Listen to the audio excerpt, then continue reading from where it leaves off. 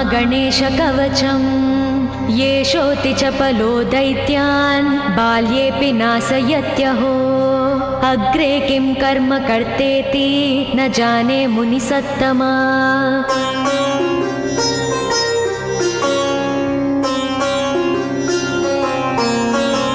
दैत्या नानाविधा दुष्टा साधुदेवद्रुमक्कला अतोऽस्य कण्ठे किञ्चित्यं रक्षां सम्बद्धुमर्णसि ध्यायेत् सिंहगतं विनायकममुं दिर्बाहुमध्ये युगे त्रात्रायां तु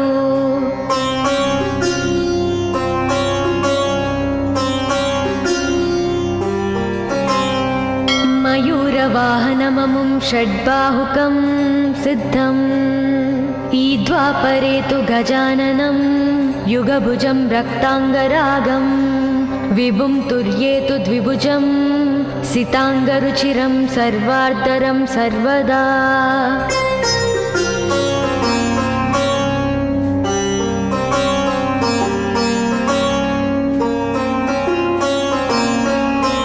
विनायकस्मिकां पातु परमात्मा परात्परः अतिसुन्दरकायस्तु मस्तकं सुमहोत्कटः ललाटं कश्यपः पातु भ्रूयुगं तु महोदरः नयने बालचन्द्रस्तु गजास्य स्रोष्टपल्लवौ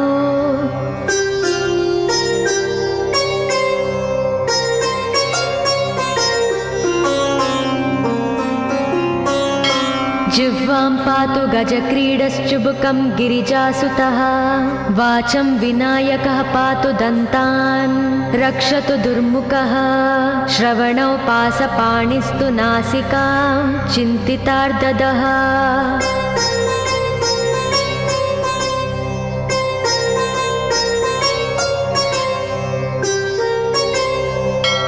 गणेशस्तु मुखं पातु कण्ठं पातु गणाधिपः स्कन्दौ पातु गजस्कन्दः स्तने विघ्नविनाशनः हृदयं गणनादस्तु हेरम्बो जठरं महान् धराधरः पातु पार्ष्णौ पृष्ठं विघ्नहरस्मुभः लिङ्गं गुह्यं सदा पातु वक्रतुण्डो महाबलः गजक्रीडो जानुजङ्गो ऊरु मङ्गलकीर्तिमान् एकदन्तो महाबुद्धिः पादौ गुल्पौ सदावतु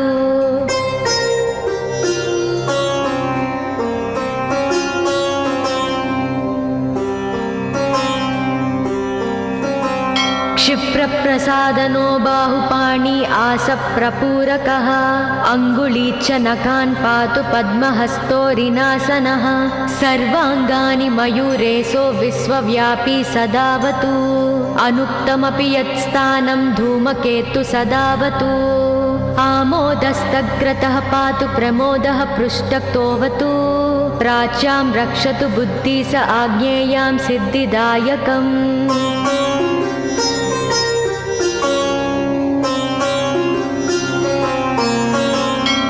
दक्षिणस्यामुमाप्लुतो नैव्युतां तु गणेश्वरः प्रतीच्यां विघ्नहर्ता व्याध्याययां गजकर्णकः कौबेर्यां निधिपः पायादीशान्याविसनन्दनः दिवा व्यादेकदन्तस्तु रात्रौ सन्ध्यासु यः विघ्नहृत् राक्षसासुरबेताళग्रहभूतपिशाचतः पाशाङ्कुशधरः पातु रजस्तत्त्वमसुत्कृती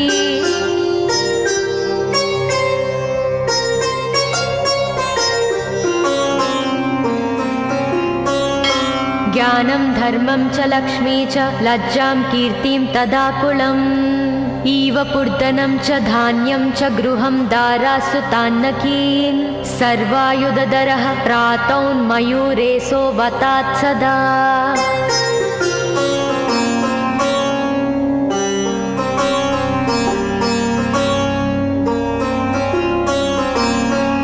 कपिलो जानुकं पातु गजास्वान् विकटोऽवतु भूर्जपत्रे लिखित्वेदं यः कण्ठे धारयेत् सुधीः न भयं जायते तस्य यक्षरक्षः पिशाचतः त्रिसन्ध्यं जपते यस्तु वज्रसारतनुर्भवेत् यात्राकाले पठेद्यस्तु निर्विघ्नेन फलं लभेत्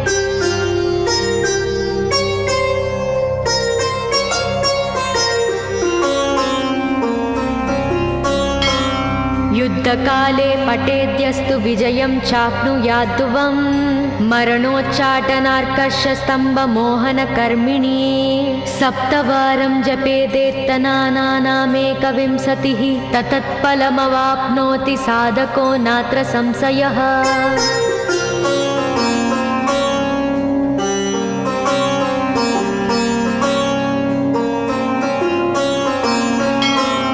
एकविंशतिवारं च पठेत्तावदिनानि यः कारागृहगतं सद्यो राज्ञा व्यजं च मोचयोत्। राजदर्शनवेलायां पठेदेतत्त्रिवारतः स राजानं वंशं नीत्वा प्रकृतिर्च सम्भाजयेत्। इदं गणेशकवचं कश्यपेन सविरितम्।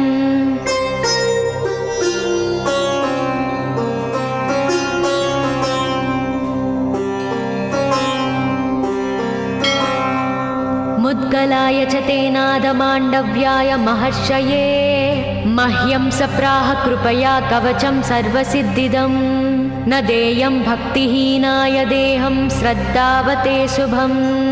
अनेनास्य कृता रक्षा न बाध्या स भवेत् व्याचेत् राक्षसासुरबेताल दैत्यदानव संभवाः।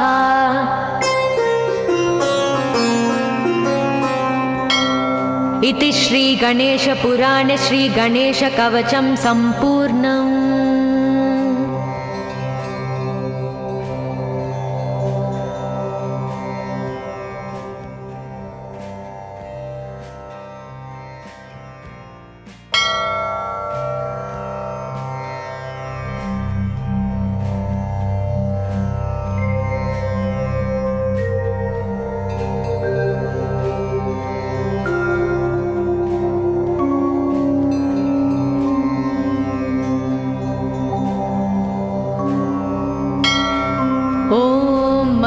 गणेशकवचं येषोऽति चपलो दैत्यान् बाल्येऽपि नाशयत्यहो। अग्रे किं कर्म कर्तेति न जाने मुनिसत्तमा।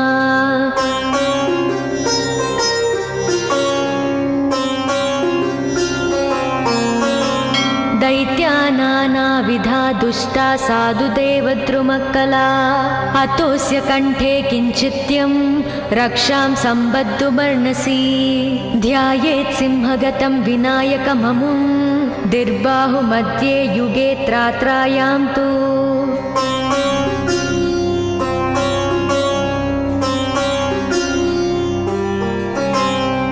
मयूरवाहनममुं षड्बाहुकं सिद्धम्।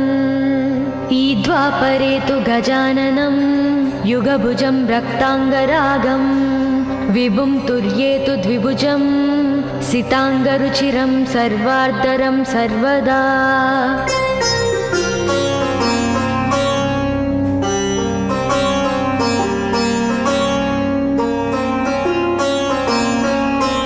विनायकस्मिकां पातु परमात्मा परात्परः। अतिसुन्दरकायस्तु मस्तकं सुमहोत्कटः। ललाटं कश्यपः पातु भ्रूयुगं तु महोदरः। नयने बालचन्द्रस्तु गजास्य श्रोष्ठपल्लवौ।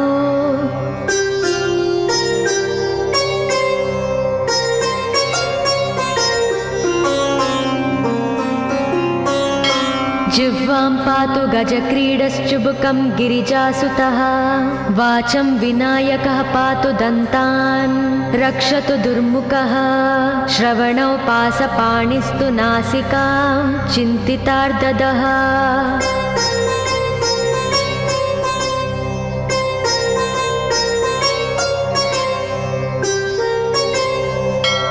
गणेशस्तु मुखं पातु कण्ठं पातु गणाधिपः। स्कन्दौ पातु गजस्कन्दः स्तने विघ्नविनाशनः।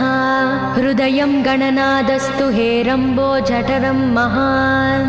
धराधरः पातु पार्ष्णौ पृष्ठं विघ्नहरस्मुभः। लिङ्गं गुह्यं सदा पातु वक्रतुण्डो महाबलः। गजक्रीडो जानुजङ्गो ऊरु मङ्गलकीर्तिमान्। एकदन्तो महाबुद्धिः पादौ गुल्पौ सदावतु।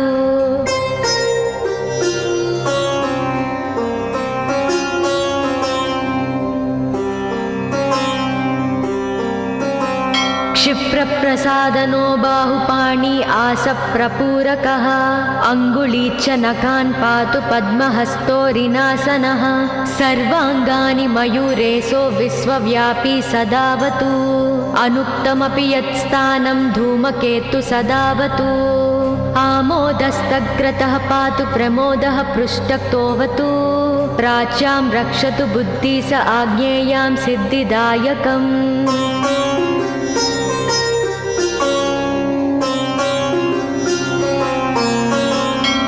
दक्षिणस्यामुमाप्लुतो नैव्युतां तु गणेश्वरः प्रतीच्यां विघ्नहर्ता व्याध्याययां गजकर्णकः कौबेर्यां निधिपः पायादीशान्याविसनन्दनः दिवा व्यादेकदन्तस्तु रात्रौ सन्ध्यासु यः विघ्नहृत् राक्षसासुरभेताళग्रहभूतपिशाचतः पासाङ्कुशधरः पातु रजस्तत्त्वमसुत्रुती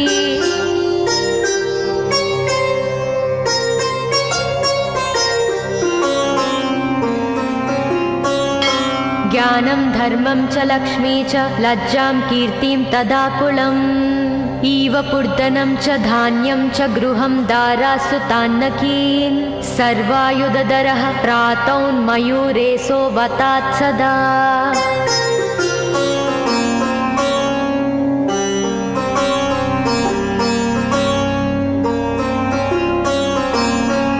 कपिलो जानुकम्पातु गजास्वान् विकटोऽवतु भूर्जपत्रे लिखित्वेदं यः कण्ठे धारयेत् सुधीः न भयं जायते तस्य यक्षरक्षः पिशाचतः त्रिसन्ध्यं जपते यस्तु वज्रसारतनुर्भवेत् यात्राकाले पठेद्यस्तु निर्विघ्नेन फलं लभेत्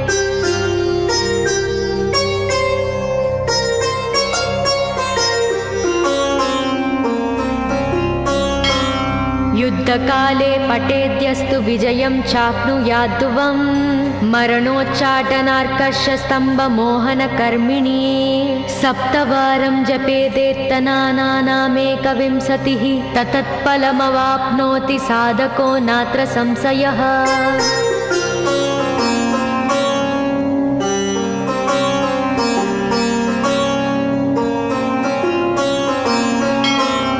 एकविंशतिवारं च पठेत्तावदिनानि यः कारागृहगतं सद्यो राज्ञा व्यदं च मोचयोत् राजदर्शनवेलायां पठेदेतत् त्रिवारतः स राजानं वंशं नीत्वा प्रकृतिर्च सम्भाञ्जयेत् इदं गणेशकवचं कश्यपेन सविरितम्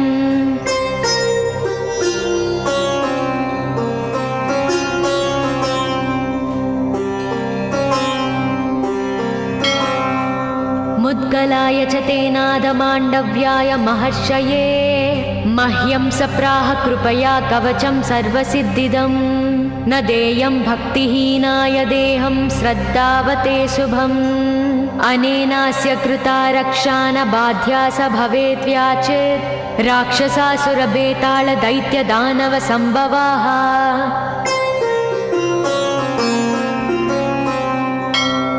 इति श्री गणेशपुराणे श्री गणेशकवचं सम्पूर्णम्।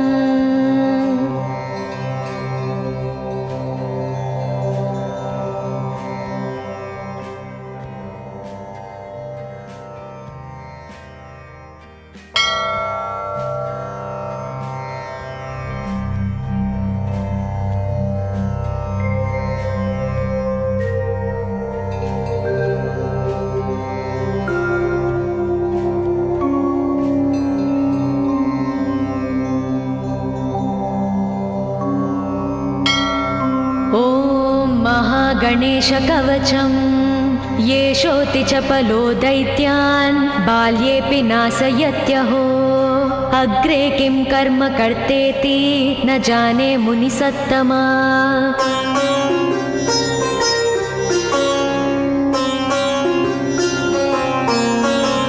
दैत्या नानाविधा दुष्टा साधुदेवद्रुमक्कला अतोऽस्य कण्ठे किञ्चित्यं रक्षां सम्बद्धुमर्णसि ध्यायेत् सिंहगतं विनायकममुं दिर्बाहुमध्ये युगे त्रात्रायां तु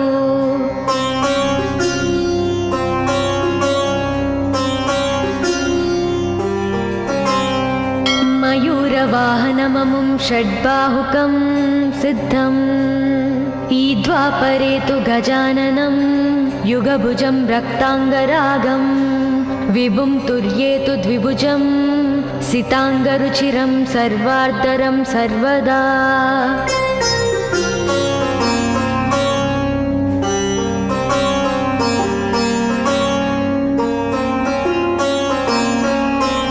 विनायकस्मिकां पातु परमात्मा परात्परः अतिसुन्दरकायस्तु मस्तकं सुमहोत्कटः ललाटं कश्यपः पातु भ्रूयुगं तु महोदरः नयने बालचन्द्रस्तु गजास्य स्रोष्ठपल्लवौ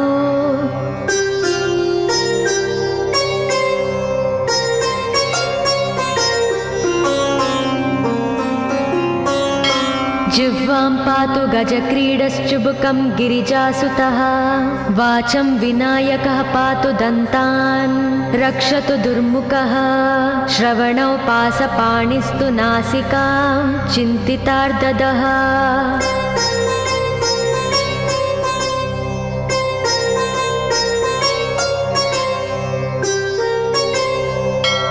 गणेशस्तु मुखं पातु कण्ठं पातु गणाधिपः स्कन्दौ पातु गजस्कन्दः स्तने विघ्नविनाशनः हृदयं गणनादस्तु हेरम्बो जठरं महान् धराधरः पातु पार्ष्णौ पृष्ठं विघ्नहरस्मुभः लिङ्गं गुह्यं सदा पातु वक्रतुण्डो महाबलः गजक्रीडो जानुजङ्गो ऊरु मङ्गलकीर्तिमान् एकदन्तो महाबुद्धिः पादौ गुल्पौ सदावतु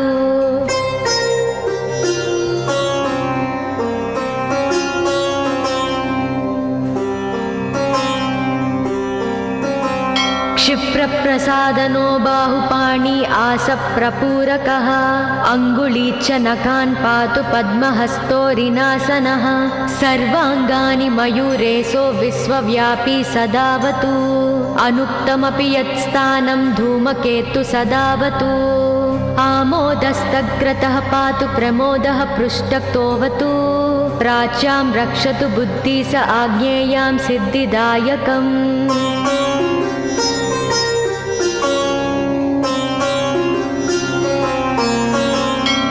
दक्षिणस्यामुमाप्लुतो नैव्युतां तु गणेश्वरः प्रतीच्यां विघ्नहर्ता व्याध्याययां गजकर्णकः कौबेर्यां निधिपः पायादीशान्याविसनन्दनः दिवा व्यादेकदन्तस्तु रात्रौ सन्ध्यासु यः विघ्नहृत् राक्षसासुरबेतालग्रहभूतपिशाचतः पाशाङ्कुशधरः पातु रजस्तत्त्वमसुत्रुति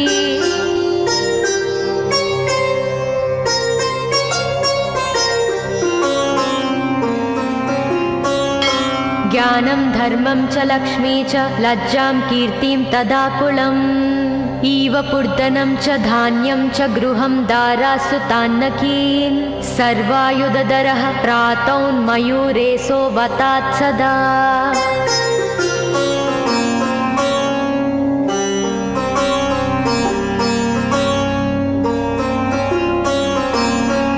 कपिलो जानुकं पातु गजास्वान् विकटोऽवतु भूर्जपत्रे लिखित्वेदं यः कण्ठे धारयेत् सुधीः न भयं जायते तस्य यक्षरक्षः पिशाचतः त्रिसन्ध्यं जपते यस्तु वज्रसारतनुर्भवेत् यात्राकाले पठेद्यस्तु निर्विघ्नेन फलं लभेत्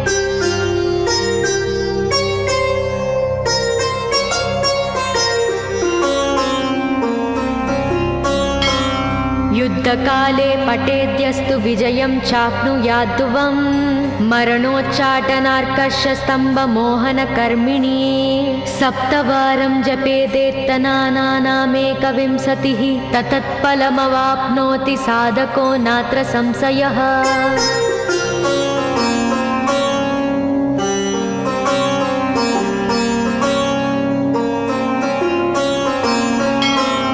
एकविंशतिवारं च पठेत्तावदिनानि यः कारागृहगतं सद्यो राज्ञा व्यजं च मोचयोत् राजदर्शनवेलायां पठेदेतत्त्रिवारतः स राजानं वंशं नीत्वा प्रकृतिर्च सम्भाञ्जयेत् इदं गणेशकवचं कश्यपेन सविरितम्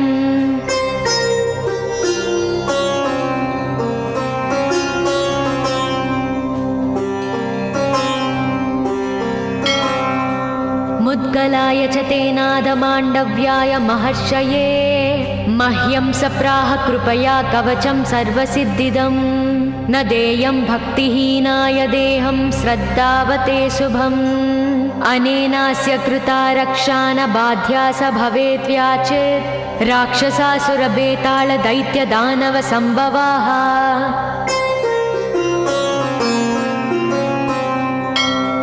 इति श्रीगणेशपुराणे श्रीगणेशकवचं सम्पूर्णम्।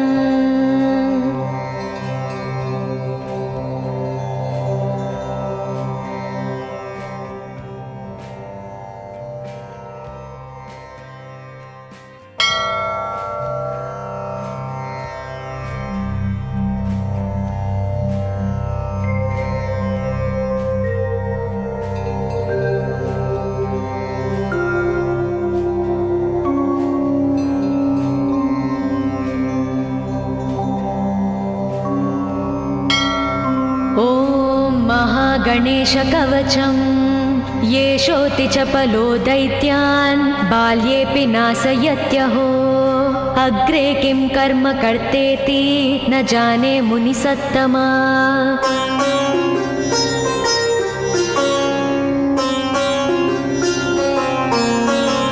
दैत्या नानाविधा दुष्टा साधुदेवद्रुमक्कला अतोऽस्य कण्ठे किञ्चित्यं रक्षां सम्बद्धुमर्णसि ध्यायेत् सिंहगतं विनायकममुं दिर्बाहुमध्ये युगे त्रात्रायां तु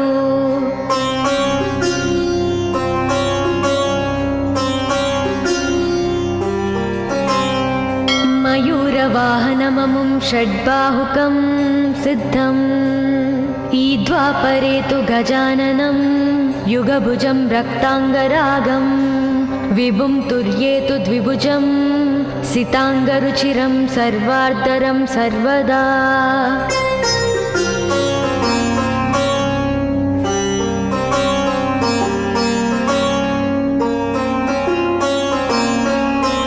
विनायकस्मिकां पातु परमात्मा परात्परः अतिसुन्दरकायस्तु मस्तकं सुमहोत्कटः ललाटं कश्यपः पातु भ्रूयुगं तु महोदरः नयने बालचन्द्रस्तु गजास्य श्रोष्ठपल्लवौ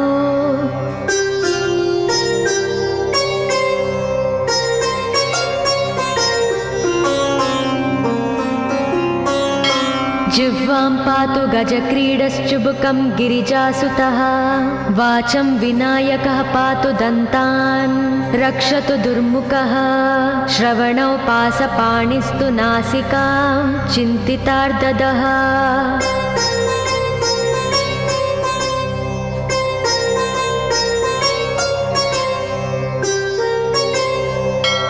गणेशस्तु मुखं पातु कण्ठं पातु गणाधिपः स्कन्दौ पातु गजस्कन्दः स्तने विघ्नविनाशनः हृदयं गणनादस्तु हेरम्बो जठरं महान् धराधरः पातु पार्ष्णौ पृष्ठं विघ्नहरस्मुभः लिङ्गं गुह्यं सदा पातु वक्रतुण्डो महाबलः गजक्रीडो जानुजङ्गो ऊरु मङ्गलकीर्तिमान् एकदन्तो महाबुद्धिः पादौ गुल्पौ सदावतु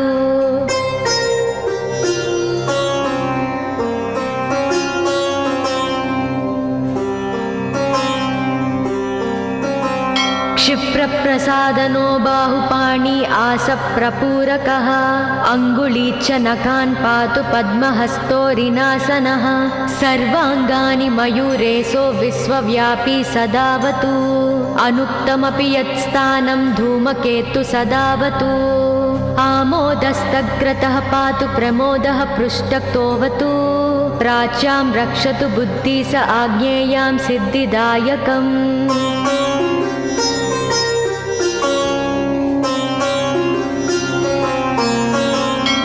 दक्षिणस्यामुमाप्लुतो नैव्युतां तु गणेश्वरः प्रतीच्यां विघ्नहर्ता व्याध्याययां गजकर्णकः कौबेर्यां निधिपः पायादीसान्याविसनन्दनः दिवा व्यादेकदन्तस्तु रात्रौ सन्ध्यासु यः विघ्नहृत् राक्षसासुरबेताళग्रहभूतपिशाचतः पासाङ्कुशधरः पातु रजस्तत्त्वमसुत्रुती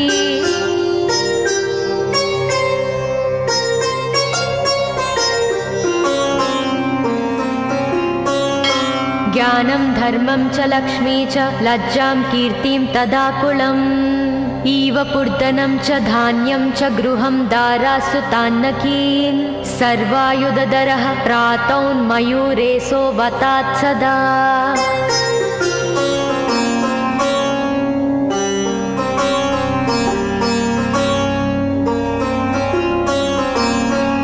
कपिलो जानुकम्पातु गजास्वान् विकटोऽवतु भूर्जपत्रे लिखित्वेदं यः कण्ठे धारयेत् सुधीः न भयं जायते तस्य यक्षरक्षः पिशाचतः त्रिसन्ध्यं जपते यस्तु वज्रसारतनुर्भवेत् यात्राकाले पठेद्यस्तु निर्विघ्नेन फलं लभेत्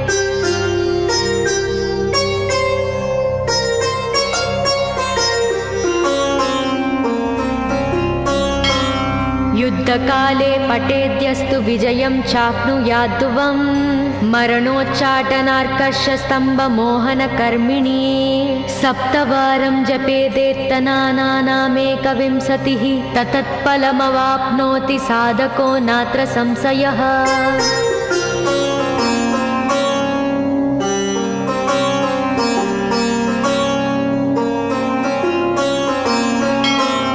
एकविंशतिवारं च पठेत्तावदिनानि यः कारागृहगतं सद्यो राज्ञा व्यजं च मोचयोत् राजदर्शनवेलायां पठेदेतत्त्रिवारतः स राजानं वंशं नीत्वा प्रकृतिर्च सम्भाञ्जयेत् इदं गणेशकवचं कश्यपेन सविरितम्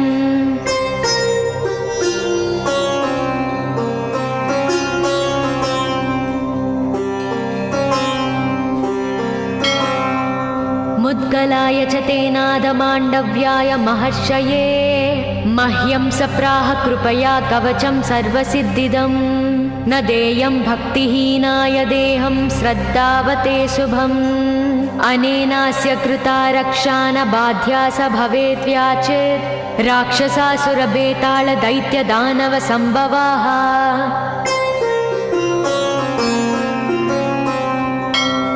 इति श्रीगणेशपुराणे श्रीगणेशकवचं सम्पूर्णम्।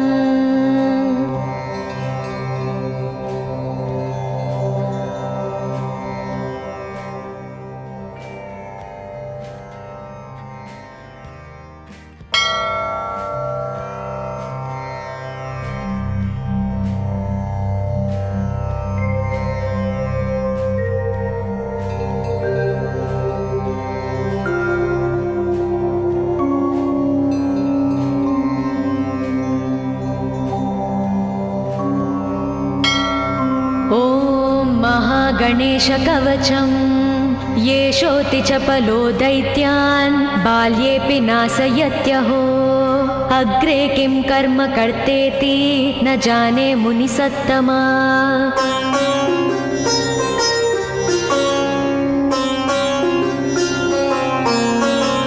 दैत्या नानाविधा दुष्टा साधुदेवद्रुमक्कला अतोऽस्य कण्ठे किञ्चित्यं रक्षां सम्बद्धुमर्णसि ध्यायेत् सिंहगतं विनायकममुं दिर्बाहुमध्ये युगे त्रात्रायां तु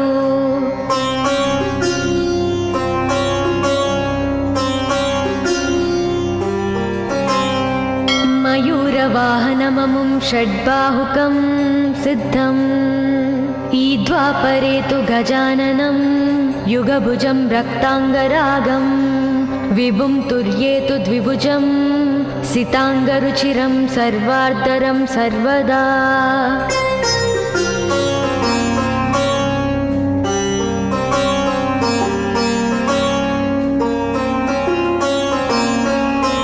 विनायकस्मिकां पातु परमात्मा परात्परः। अतिसुन्दरकायस्तु मस्तकं सुमहोत्कटः। ललाटं कश्यपः पातु भ्रूयुगं तु महोदरः। नयने बालचन्द्रस्तु गजास्य स्रोष्ठपल्लवौ।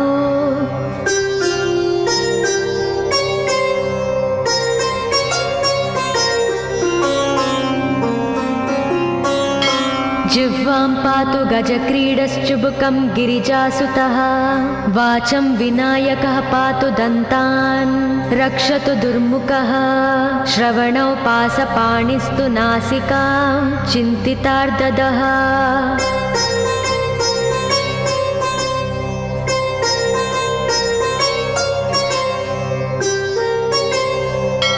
गणेशस्तु मुखं पातु कण्ठं पातु गणाधिपः। स्कन्दौ पातु गजस्कन्दः स्तने विघ्नविनाशनः।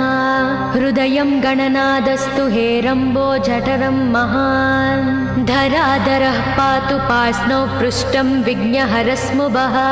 लिङ्गं गुह्यं सदा पातु वक्रतुण्डो महाबलः। गजक्रीडो जानुजङ्गो ऊरु मङ्गलकीर्तिमान्। एकदन्तो महाबुद्धिः पादौ गुल्पौ सदावतु।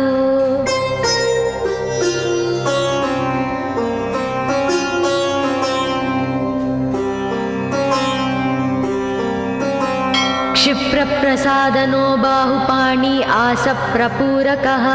अङ्गुलीच्च नखान् पातु पद्महस्तोरिनासनः।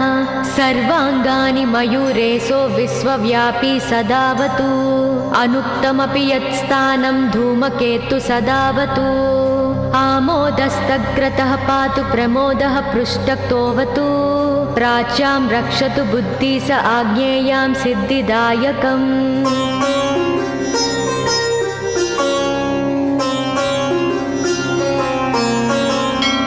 दक्षिणस्यामुमाप्लुतो नैव्युतां तु गणेश्वरः। प्रतीच्यां विघ्नहर्ता व्याध्याययां गजकर्णकः। कौबेर्यां निधिपः पायादीशान्याविसनन्दनः। दिवा व्यादेकदन्तस्तु रात्रौ सन्ध्यासु यः विघ्नहृत्। राक्षसासुरभेतालग्रह भूतपिशाचतः। पाशाङ्कुशधरः पातु रजस्तत्त्वमसुत्रुति।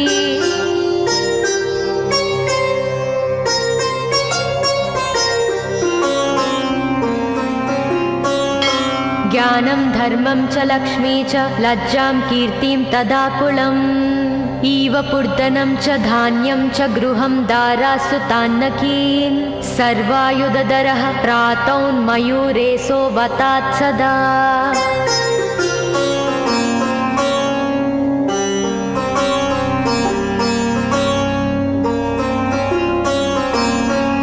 कपिलो जानुकं पातु गजास्वान् विकटोऽवतु। भूर्जपत्रे लिखित्वेदं यः कण्ठे धारयेत् सुधीः। न भयं जायते तस्य यक्षरक्षः पिशाचतः। त्रिसन्ध्यं जपते यस्तु वज्रसारतनुर्भवेत्। यात्राकाले पठेद्यस्तु निर्विघ्नेन फलं लभेत्।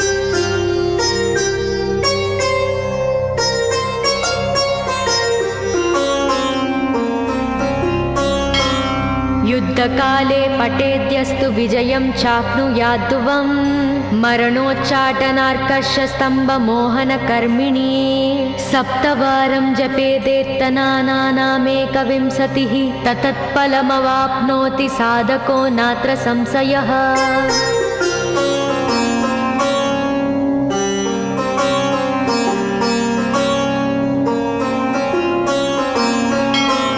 एकविंशतिवारं च पठेत्तावदिनानि यः।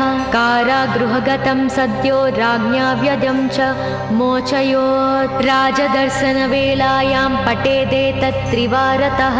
स राजानं वंशं नीत्वा प्रकृतिर्च सम्भां जयेत्। इदं गणेशकवचं कश्यपेन सविरितम्।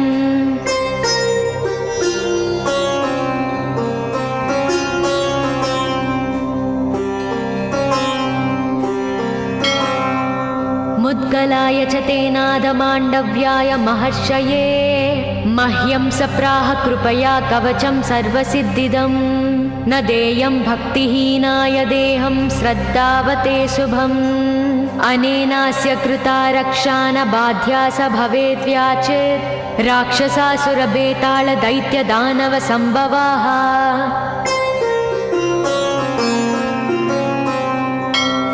इति श्री गणेशपुराणे श्री गणेशकवचं सम्पूर्णम्।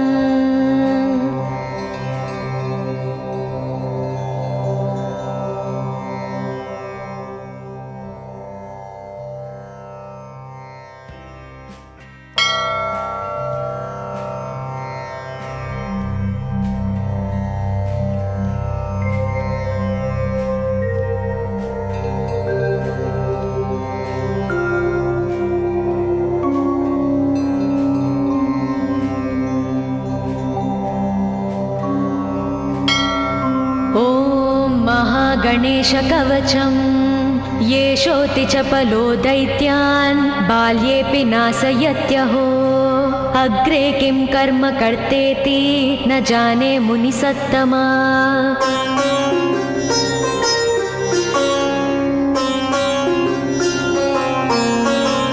दैत्या नानाविधा दुष्टा साधुदेवद्रुमक्कला अतोऽस्य कण्ठे किञ्चित्यं रक्षां सम्बद्धुमर्णसि ध्यायेत् सिंहगतं विनायकममुं दिर्बाहुमध्ये युगे त्रात्रायां तु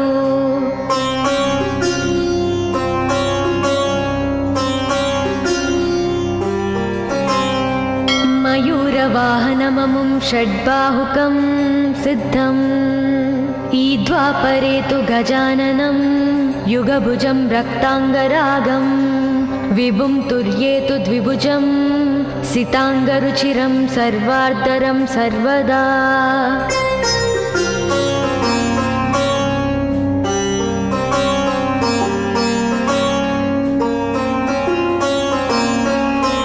विनायकस्मिकां पातु परमात्मा परात्परः अतिसुन्दरकायस्तु मस्तकं सुमहोत्कटः ललाटं कश्यपः पातु भ्रूयुगं तु महोदरः नयने बालचन्द्रस्तु गजास्य स्रोष्टपल्लवौ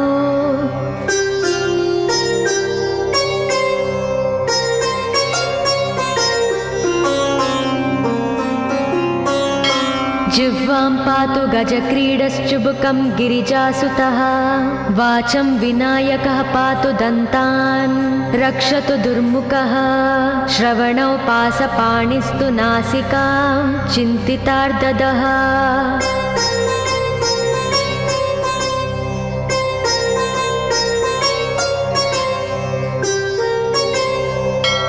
गणेशस्तु मुखं पातु कण्ठं पातु गणाधिपः स्कन्दौ पातु गजस्कन्दः स्तने विघ्नविनाशनः हृदयं गणनादस्तु हेरम्बो जठरं महान् धराधरः पातु पार्ष्णौ पृष्ठं विघ्नहरस्मुभः लिङ्गं गुह्यं सदा पातु वक्रतुण्डो महाबलः गजक्रीडो जानुजङ्गो ऊरु मङ्गलकीर्तिमान् एकदन्तो महाबुद्धिः पादौ गुल्पौ सदावतु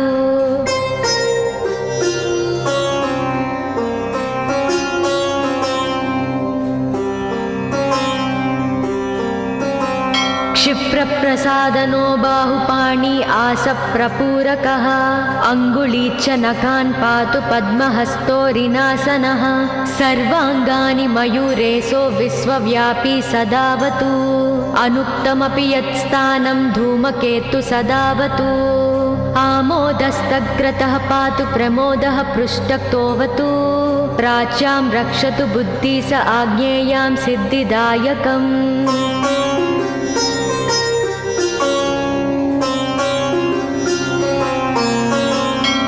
दक्षिणस्यामुमाप्लुतो नैव्युतां तु गणेश्वरः प्रतीच्यां विघ्नहर्ता व्याध्याययां गजकर्णकः कौबेर्यां निधिपः पायादीशान्याविसनन्दनः दिवा व्यादेकदन्तस्तु रात्रौ सन्ध्यासु यः विघ्नहृत् राक्षसासुरबेताళग्रहभूतपिशाचतः पासाङ्कुशधरः पातु रजस्तत्त्वमसुत्रुती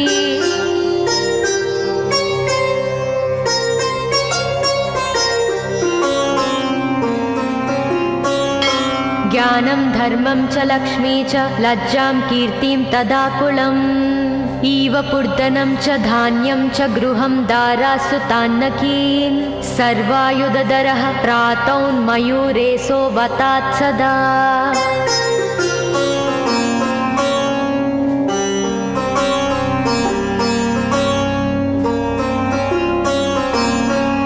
कपिलो जानुकम्पातु गजास्वान् विकटोऽवतु भूर्जपत्रे लिखित्वेदं यः कण्ठे धारयेत् सुधीः न भयं जायते तस्य यक्षरक्षः पिशाचतः त्रिसन्ध्यं जपते यस्तु वज्रसारतनुर्भवेत् यात्राकाले पठेद्यस्तु निर्विघ्नेन फलं लभेत्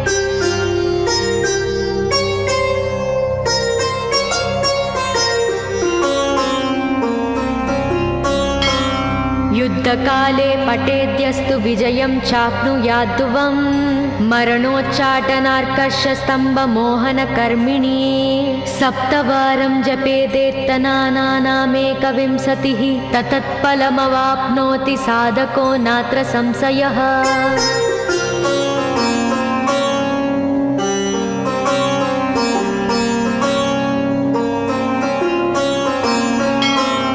एकविंशतिवारं च पठेत्तावदिनानि यः कारागृहगतं सद्यो राज्ञा व्यजं च मोचयोत् राजदर्शनवेलायां पठेदेतत्त्रिवारतः स राजानं वंशं नीत्वा प्रकृतिर्च सम्भाजयेत् इदं गणेशकवचं कश्यपेन सविरितम्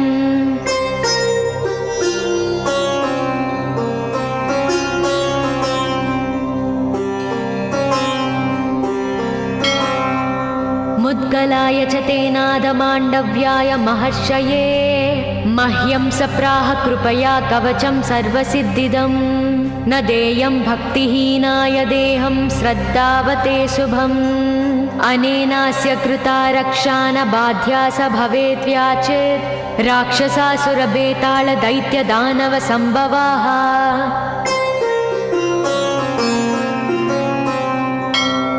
इति श्रीगणेशपुराणे श्रीगणेशकवचं सम्पूर्णम्।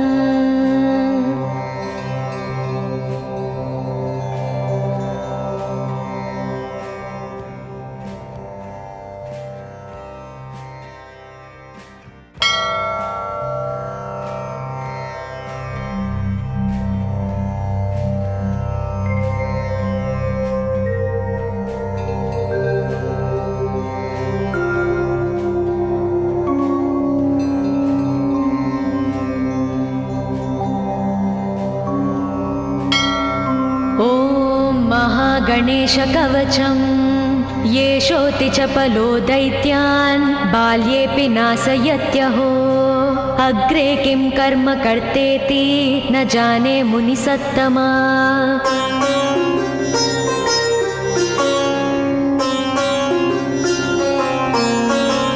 दैत्या नानाविधा दुष्टा साधुदेवद्रुमक्कला अतोऽस्य कण्ठे किञ्चित्यं रक्षां सम्बद्धुमर्णसि ध्यायेत् सिंहगतं विनायकममुं दिर्बाहुमध्ये युगे त्रात्रायां तु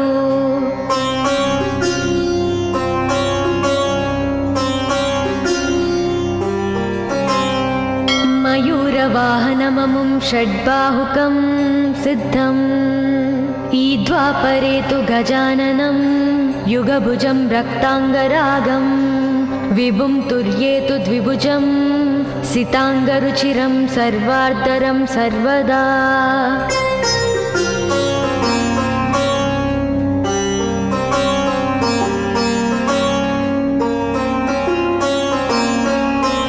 विनायकस्मिकां पातु परमात्मा परात्परः अतिसुन्दरकायस्तु मस्तकं सुमहोत्कटः ललाटं कश्यपः पातु भ्रूयुगं तु महोदरः नयने बालचन्द्रस्तु गजास्य श्रोष्ठपल्लवौ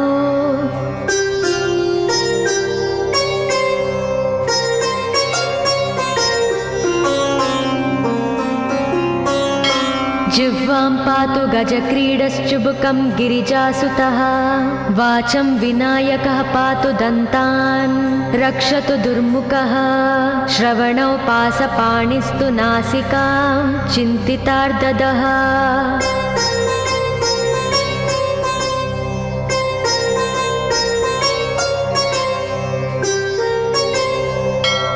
गणेशस्तु मुखं पातु कण्ठं पातु गणाधिपः स्कन्दौ पातु गजस्कन्दः स्तने विघ्नविनाशनः हृदयं गणनादस्तु हेरम्बो जठरं महान् धराधरः पातु पार्ष्णौ पृष्ठं विघ्नहरस्मुभः लिङ्गं गुह्यं सदा पातु वक्रतुण्डो महाबलः गजक्रीडो जानुजङ्गो ऊरु मङ्गलकीर्तिमान् एकदन्तो महाबुद्धिः पादौ गुल्पौ सदावतु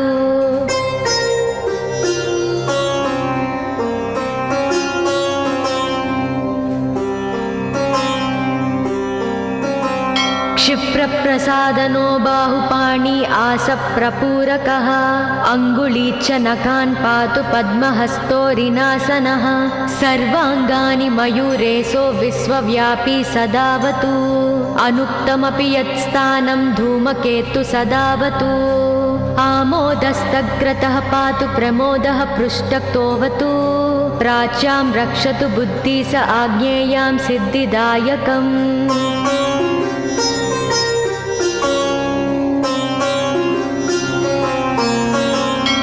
दक्षिणस्यामुमाप्लुतो नैव्युतां तु गणेश्वरः प्रतीच्यां विघ्नहर्ता व्याध्याययां गजकर्णकः कौबेर्यां निधिपः पायादीशान्याविसनन्दनः दिवा व्यादेकदन्तस्तु रात्रौ सन्ध्यासु यः विघ्नहृत् राक्षसासुरभेताళग्रहभूतपिशाचतः पाशाङ्कुशधरः पातु रजस्तत्त्वमसुत्रुती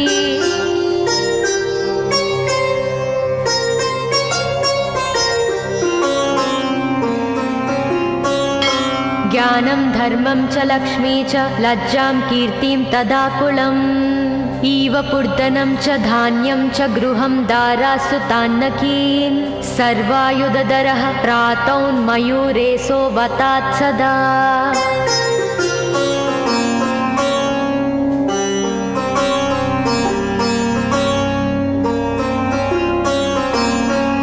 कपिलो जानुकं पातु गजास्वान् विकटोऽवतु भूर्जपत्रे लिखित्वेदं यः कण्ठे धारयेत् सुधीः न भयं जायते तस्य यक्षरक्षः पिशाचतः त्रिसन्ध्यं जपते यस्तु वज्रसारतनुर्भवेत् यात्राकाले पठेद्यस्तु निर्विघ्नेन फलं लभेत्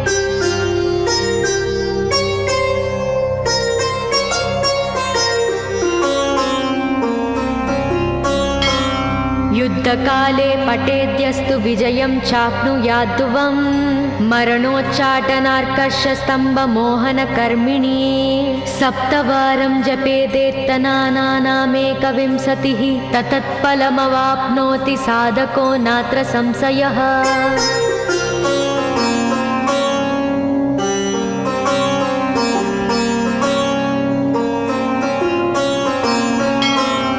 एकविंशतिवारं च पठेत्तावदिनानि यः कारागृहगतं सद्यो राज्ञा व्यदं च मोचयोत् राजदर्शनवेलायां पठेदेतत्त्रिवारतः स राजानं वंशं नीत्वा प्रकृतिर्च सम्भाजयेत् इदं गणेशकवचं कश्यपेन सविरितम्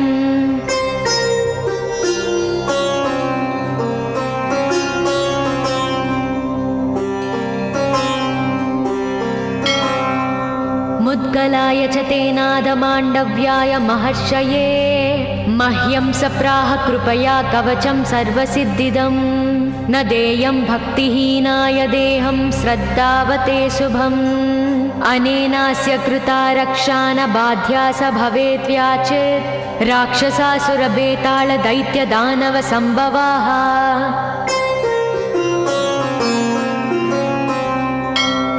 इति श्री गणेशपुराणे श्री गणेशकवचं सम्पूर्णम्।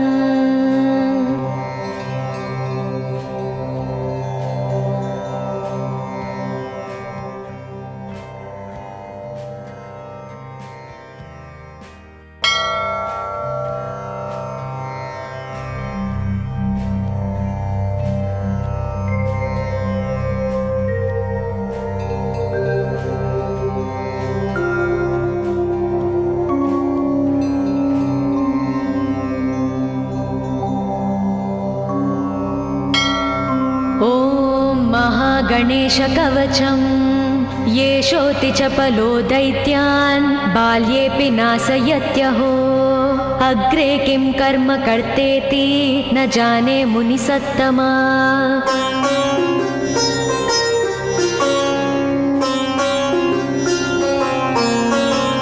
दैत्या नानाविधा दुष्टा साधुदेवद्रुमक्कला अतोऽस्य कण्ठे किञ्चित्यं रक्षां सम्बद्धुमर्णसि ध्यायेत् सिंहगतं विनायकममुं दिर्बाहुमध्ये युगे त्रात्रायां तु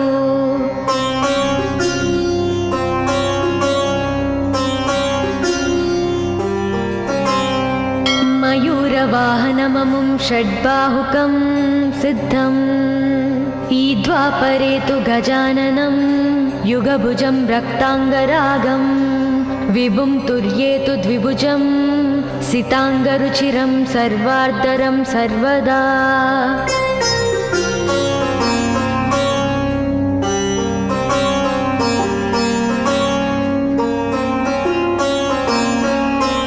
विनायकस्मिकां पातु परमात्मा परात्परः अतिसुन्दरकायस्तु मस्तकं सुमहोत्कटः ललाटं कश्यपः पातु भ्रूयुगं तु महोदरः नयने बालचन्द्रस्तु गजास्य स्रोष्ठपल्लवौ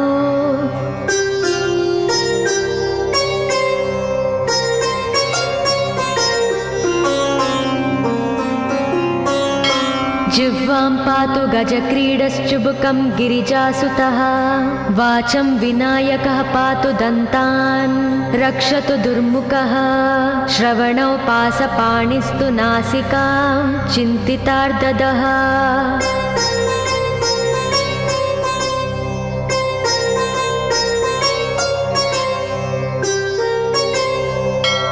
गणेशस्तु मुखं पातु कण्ठं पातु गणाधिपः स्कन्दौ पातु गजस्कन्दः स्तने विघ्नविनाशनः हृदयं गणनादस्तु हेरम्बो जठरं महान् धराधरः पातु पार्ष्णौ पृष्ठं विघ्नहरस्मुभः लिङ्गं गुह्यं सदा पातु वक्रतुण्डो महाबलः गजक्रीडो जानुजङ्गो ऊरु मङ्गलकीर्तिमान् एकदन्तो महाबुद्धिः पादौ गुल्पौ सदावतु